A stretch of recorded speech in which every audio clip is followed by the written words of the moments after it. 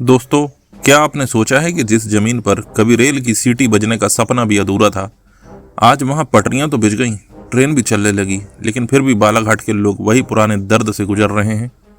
वही इंतजार, वही देरी, वही लापरवाही। रेल आई जरूर, पर राहत अब भी गायब है।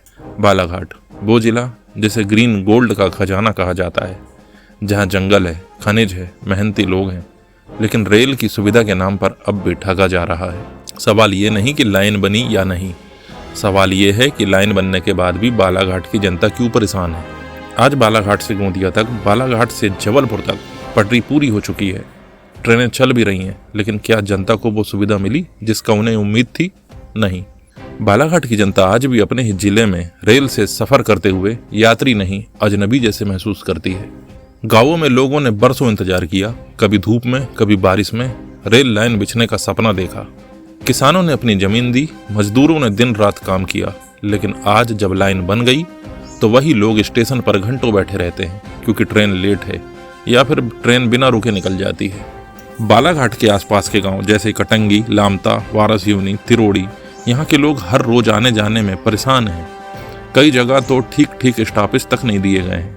जहाँ जरूरत थी वहाँ ट्रेन नहीं रुकती, और जहाँ जनसंख्या कम है वहाँ बेवजह रुक जाती है। लोग कहते हैं रेल तो आई, पर जनता के लिए नहीं, मालगाड़ियों के लिए। मालगाड़ियों को पहली प्राथमिकता दी गई और जनता को पूरी तरह से नज़रअंदाज कर दिया गया।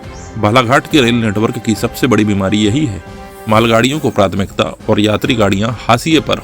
दिन में देखो तो मालगाड़ियां गड़गड़ाते हुए निकलती हैं और रात में यात्रियों की ट्रेनें खड़ी रहती हैं, कभी सिग्नल पर इंतजार, कभी लाइन क्लियर नहीं होने की वजह से। बालाघाट, कटंगी, गोंदिया सेक्शन पर मालगाड़ियां इतने लंबे समय तक ट्रेन पर कब्जा जमाए रहती हैं कि यात्रियों की गाड़ियां 2 से 3 घंटे तक लेट हो जाती हैं। और जब कोई पूछे तो जवाब मिलता है, मालगाड़ी जरूरी है, कोयला और माल पहुंचाना है। पर भाई, क्या जनता की जरूरत जरूरी नहीं है? क्या बच्चों का स्कूल, मरीज की दवा या मजदूर का काम पर समय से पहुंचना जरूरी नहीं? रेलवे के रिकॉर्ड में सब कुछ सामान्य दिखता है, लेकिन जमीनी सच्चाई यह है कि बालाघाट की जनता रेल की आवाज़ सुनती है, पर सफ़र का आराम नहीं देखती।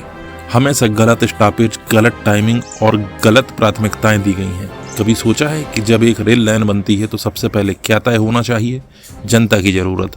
लेकिन बालाघाट की रेल लाइन बनाते वक्त ऐसा लगता है जैसे किसी ने ये सोचा ही नहीं कि कौन कौन से गांवों में सबसे ज़्यादा यात्री हैं, कहाँ स्टॉपेज देना चाहिए और किन ट्रेनों की टाइमिंग कैसी होनी चाहिए। परिणाम क्या हुआ? जहाँ स्टॉपेज होना चाहिए था वहाँ ट्रेन बिना रुके निकल जाती है। जहाँ किसी को चढ़ना उतरना नहीं, वहाँ 2 मिनट तक रुक जाती है। टाइमिंग ऐसी बना दी गई है कि या तो लोग बहुत सुबह उठें या रात में घर लौटते लौटते अंधेरा छा जाए। बालाघाट से गोंदिया तक की लोकल ट्रेनें कभी कभी तो 10 से 12 घंटे की देरी से चलती हैं। लोग स्टेशन पर बैठे बैठे थक जाते हैं, बच्चे भूख से रोते हैं और अधिकारी कहते हैं ट्रैफिक क्लियर नहीं है। और ये कोई आज की बात नहीं है, बालाघाट को तो नज़रअंदाज करने की पुरानी परंपरा रही है। सबसे बड़ा सवाल भी यही है, बालाघाट हमेशा इग्नोर जोन क्यों रहा? क्यों इसे नज़रअंदाज किया गया है? राजनीति बदली, अफसर बदले, सरकारें बदली, लेकिन बालाघाट का रेल हाल वैसा ही है, कभी नहीं बदला। कभी कहा गया जंगली इलाका है, यात्री कम है, कभी कहा गया मालगाड़ियों से ज़्यादा राजस्व आता है। मतलब साफ है, बालाघाट के लोग सिर्फ वोट देने के लायक समझे गए हैं, सुविधा देने के लायक नहीं। तुम गोंदिया जाओगे तो वहाँ double line, electric train, express train, पर बालाघाट से चलो तो यही सिंगल लाइन, वही पुराना स्टेशन, वही पुराना हाल। ट्रेन का नाम बदल जाता है पर दर्द वही रहता है। अगर आप बालाघाट स्टेशन पर कभी सुबह 6 बजे जाओ तो देखोगे कि लोग बैग लिए बैठे हैं।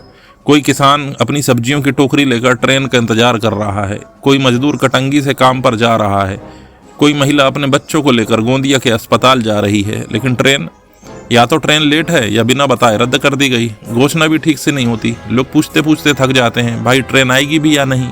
और अधिकारी कहते हैं अभी मालगाड़ी निकल रही है उसके बाद।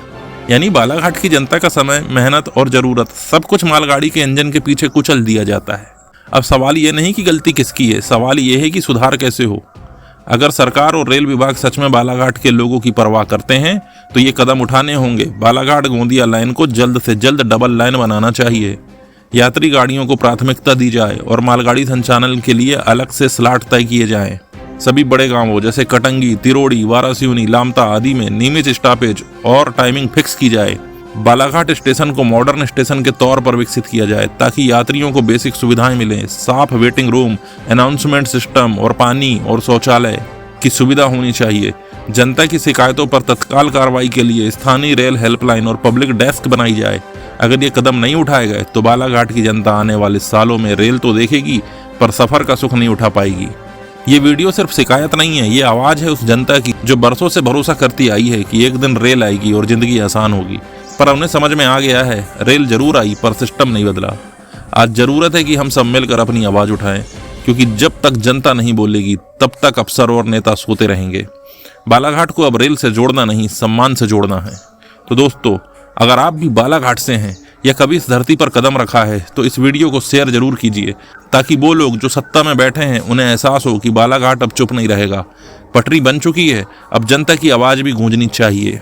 अगर आप चाहते हैं कि हम ऐसे ही सामाजिक मुद्दों को उठाते रहें, हम बालाघाट और मध्य प्रदेश के विकास में अपना योगदान दे सकें, तो आप लोगों को इस चैनल को सब्सक्राइब जरूर करना है और इस वीडियो को ज़्यादा से ज़्यादा लोगों तक शेयर करना है।